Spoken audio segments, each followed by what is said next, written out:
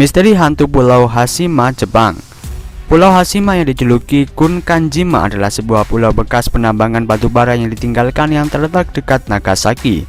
Sekarang ini pulau itu adalah salah satu pulau yang paling banyak penduduknya.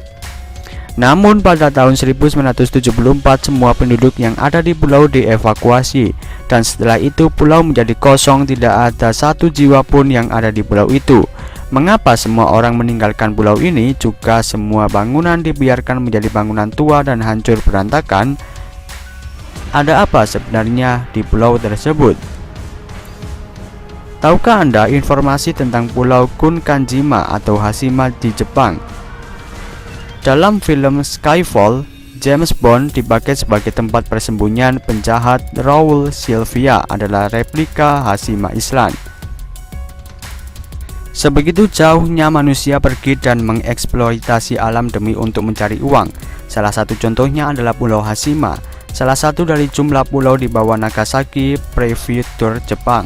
Pulau ini berfungsi sebagai fasilitas penambang batu bara yang dihuni oleh para penambang beserta keluarga mereka. Namun industri apapun akan tunduk pada perubahan perundang-undangan yang berlaku, dan kami tidak bisa memprediksi apa yang akan terjadi selanjutnya. Begitu banyak perubahan industri yang harus mengikuti peraturan baru. Pulau Hashima Island menjadi salah satu korban atas perubahan industri, sehingga ditinggalkan para penambang beserta keluarganya, sehingga struktur bangunan menjadi hancur di telan waktu. Misteri hantu Pulau Hashima, Jepang. Pulau Hashima ini memiliki nama lain dan dijuluki Gunkanjima, yang secara harfiah berarti kapal perang. Dalam bahasa Jepang itu karena bentuk pulau muncul mirip dengan kapal perang.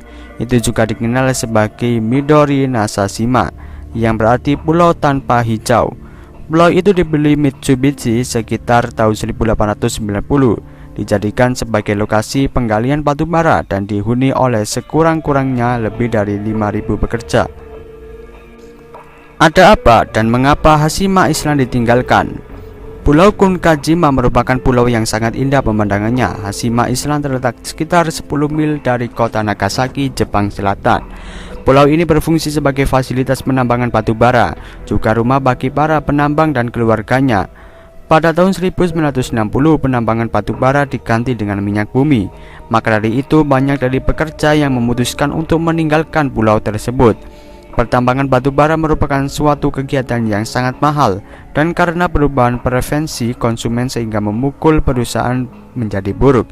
Itulah sebab mereka atau para pekerja tambang memutuskan untuk menghentikan aktivitas pertambangan di sana.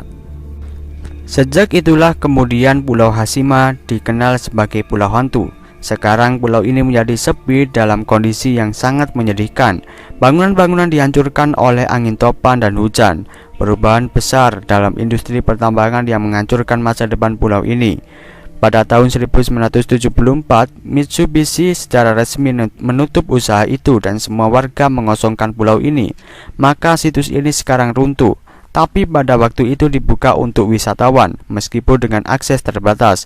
Semua yang tersisa sekarang adalah reruntuhan bangunan yang terlihat hancur karena kondisi iklim yang keras.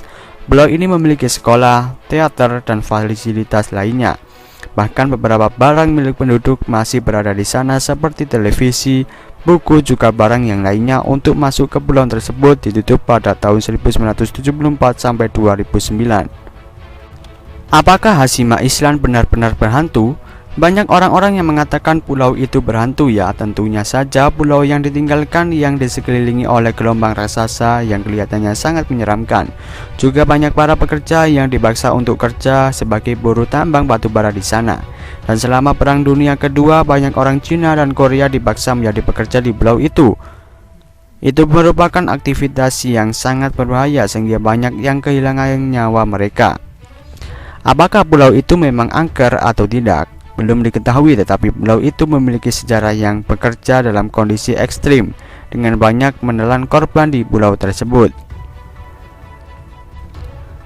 Sekarang pulau itu dibuka untuk para wisata. Selama musim panas, gelombang laut membuat sulit untuk masuk ke pulau ini. Oleh karena itu, ada kemungkinan Anda tidak bisa dapat mengunjungi ke pulau itu. Di sisi lain, jika Anda mau mengunjungi pulau itu, lebih baik selama musim dingin karena ada kemungkinan lebih tinggi dari alam menjadi kondusif untuk mencapai pulau.